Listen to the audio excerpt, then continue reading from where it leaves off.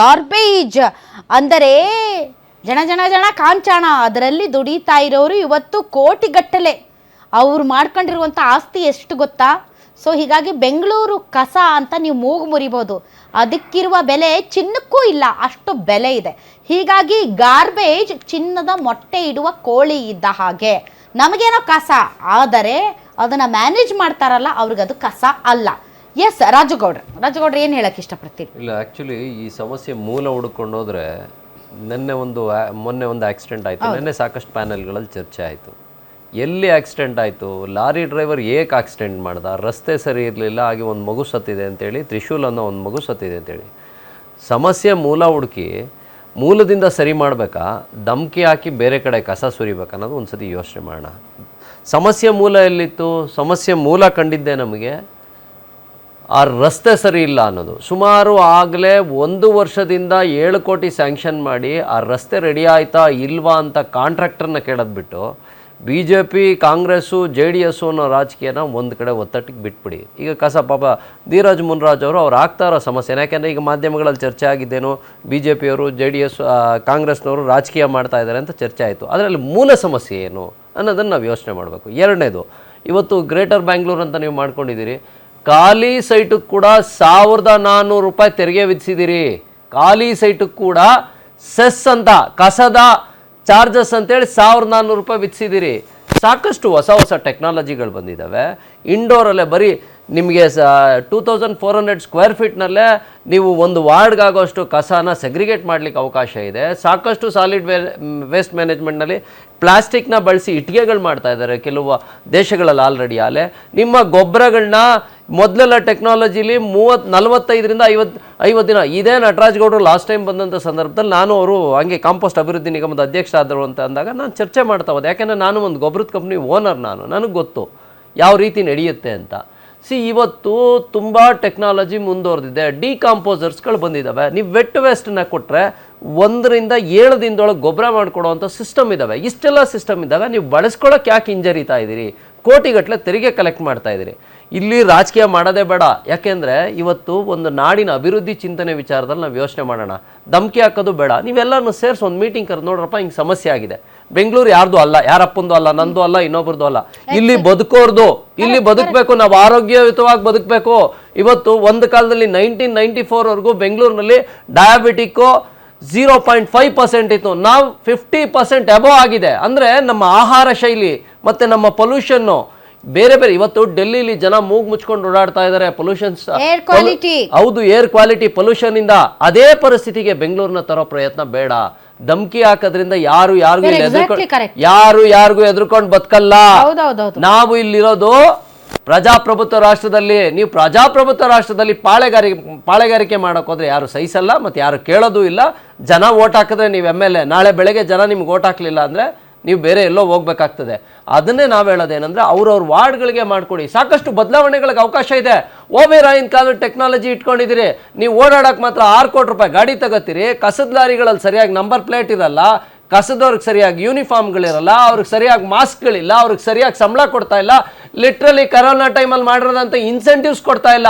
ಆ ಪರಿಸ್ಥಿತಿಯಲ್ಲಿ ಇಟ್ಕೊಂಡು ಆ ಕೆಲಸಗಾರರು ಏನ್ ಮಾಡ್ಲಿಕ್ಕೆ ಸಾಧ್ಯ? ಇವರು ಪರ್ಮನೆಂಟ್ ಮಾಡಿದ್ದಾರೆ. ಆದ್ರೆ ದಿನ ಬೆಳಿಗ್ಗೆ ಬರುವಂತ ಪೌರ ಕಾರ್ಮಿಕರ ಒಂದ್ ನಿಮಿಷ ಪೌರ ಕಾರ್ಮಿಕರ ಒಂದ್ ನಿಮಿಷ ಸರ್, ಇದು ಸಮಥಿಂಗ್ ಸೀರಿಯಸ್. ಪೌರ ಕಾರ್ಮಿಕರು ಕೈಯಲ್ಲಿ ಕಸ ಎತ್ತುತ್ತಾರೆ ಸರ್, ಕಣ್ಣಲ್ಲಿ ನೀರು ಬರುತ್ತೆ, ಕೈಯಲ್ಲಿ ಕಸ ಎತ್ತುತ್ತಾರೆ. ಒಂದ್ ನಿಮಿಷ ತರ್ರಿ. ದೇಹದಲ್ಲಿ ಬ್ಯಾಡ್ ಕೊಲೆಸ್ಟ್ರಾಲ್ ಜಾಸ್ತಿ ಆದಾಗ ಹಾರ್ಟ್ ಅಟ್ಯಾಕ್ ಆಗೋ ಚಾನ್ಸಸ್ ಜಾಸ್ತಿ. ಇತ್ತೀಚೆಗಂತೂ ಸಿಕ್ಕಾಪಟ್ಟೆ ನ್ಯೂಸ್ನ ಕೇಳ್ತಾನೆ ಇದ್ದೀವಿ. ಸೊ ಬ್ಯಾಡ್ ಕೊಲೆಸ್ಟ್ರಾಲ್ನ ಕಮ್ಮಿ ಮಾಡೋದಕ್ಕೆ ಉತ್ತಮವಾದ ಆಹಾರ ತುಂಬಾ ಇಂಪಾರ್ಟೆಂಟು. ಜೀನಿ ಸ್ಲಿಮ್ ಯೂಸ್ ಮಾಡಿ. ಕರೆಕ್ಟ್, ಜೀನಿ ಸ್ಲಿಮ್ನಲ್ಲಿ ಇರುವಂತಹ ಎಷ್ಟೋ ಆಹಾರ ಧಾನ್ಯಗಳು ಕೊಲೆಸ್ಟ್ರಾಲ್ ಲೆವೆಲ್ನ ಕಮ್ಮಿ ಮಾಡೋದಕ್ಕೆ ಹೆಲ್ಪ್ಫುಲ್ ಆಗುತ್ತೆ. ಸೊ ಹೆಲ್ದಿ ಆಗಿರಿ, ಜೀನಿ ಸ್ಲಿಮ್ನ ಯೂಸ್ ಮಾಡಿ. ನಮ್ಮ ಪೌರ ಕಾರ್ಮಿಕರ ಬಗ್ಗೆ ಮಾತಾಡುವಾಗ ಆದ್ರೆ ನನಗೆ ಅವಕಾಶ ಕೊಡಿ. ನೋಡ್ರಿ, ಕೈಯಲ್ಲಿ ಎತ್ತುತ್ತಾರೆ ಕಸದ ಗಾಡಿ, ಅದೇನು ಕಾಂಪ್ಯಾಕ್ಟರ್ ಅಂತ ಏನು ಹೇಳ್ತಾರಲ್ಲ ಸರ್, ಅದರಲ್ಲಿ ನಿಂತು ಕಸ ತಗೋತಾರೆ. ಮೈ ಮೇಲೆ ಕಸ, ಕಾಲು ಕೈ. ನನಗೆ ಅವ್ರು ನೋಡಿದಾಗೆಲ್ಲ ಪಾಪ ಇವ್ರಿಗೆ ಎಂತೆಂಥ ಕಾಯಿಲೆಗಳು ಬರ್ಬೋದಾ, ಏನು ಕತೆ ಪಾಪ. ಕೊಡ್ತಾರೋ ಕೊಡಲ್ವೋ, ಅವ್ರು ಯೂಸ್ ಮಾಡ್ತಾರೋ ಮಾಡಲ್ವೋ, ಅವ್ರು ನಂಬ್ಕೊಂಡಿರುವಂಥ ಕುಟುಂಬಗಳು, ಅವರಿಗೆ ಅಲ್ಪ ವಯಸ್ಸಿನಲ್ಲೇ ವಾದಂತಹ ತುಂಬ ದೊಡ್ಡ ದೊಡ್ಡ ಗಂಭೀರ ಕಾಯಿಲೆಗಳು ಬರ್ತಾ ಇದ್ದಾವೆ. ಸೊ ಇಂತಹ ಪರಿಸ್ಥಿತಿಯಲ್ಲಿ ಪಾಪ ಒಂದು ದಿನ ಪೌರ ಕಾರ್ಮಿಕರು ಬೀದಿಗೆ ಇಳಿಲಿಲ್ಲ ಅಂತಂದ್ರೆ ಬೆಂಗಳೂರಿನ ಯಾರೂ ಕೂಡ ನೆಮ್ಮದಿಯಾಗಿ ಯಾರು ಬದುಕಲಿಕ್ಕಾಗಲ್ಲ. All right, okay. ಇವರು ನಿಮ್ಗೆ ಇನ್ನೂ ಒಂದೇ ಒಂದು ನಿಮಿಷ ಸರ್, ಇಲ್ಲ ನವೀನ್ ಅಯ್ಯರ್ ಅವರು ಸರ್, ಈಗ ಮ್ಯಾನೇಜ್ಮೆಂಟ್ ಅದು ಮೂಲದಿಂದ ನಡ್ಕೊಂಡು ಬರಬೇಕಾಗಿತ್ತು. ಬಟ್ ಈಗಲೂ ಸ್ಟಾರ್ಟ್ ಮಾಡೋದಕ್ಕೆ ಯಾರೂ ಏನು ತಡೆದಿಲ್ಲ, ಖಂಡಿತ ಮೇಡಮ್, ಅಲ್ವಾ ಸರ್? ಬಟ್ ಸರ್, ಮ್ಯಾನೇಜ್ಮೆಂಟ್ ಹೆಂಗಾಗ್ತಿದೆ ನಮ್ಮಲ್ಲಿ, ವೇಸ್ಟ್ ಮ್ಯಾನೇಜ್ಮೆಂಟ್? ಮೇಡಮ್, ಇವತ್ತು ಏನಾಗಿದೆ ಅಂದರೆ ಈ ಸರ್ಕಾರದವರು ಅವ್ರ ಲಾಭಕ್ಕೋಸ್ಕರ ನೋಡ್ತಾ ಇದ್ದಾರೆ. ಇದು ನನ್ನ ನಾಡು, ನನ್ನ ಏರಿಯಾ, ನನ್ನ ರೋಡು, ನನ್ನ ಮನೆ, ಈ ಮನಸ್ಥಿತಿಲಿ ಇವ್ರು ಇಲ್ವೇ ಇಲ್ಲ.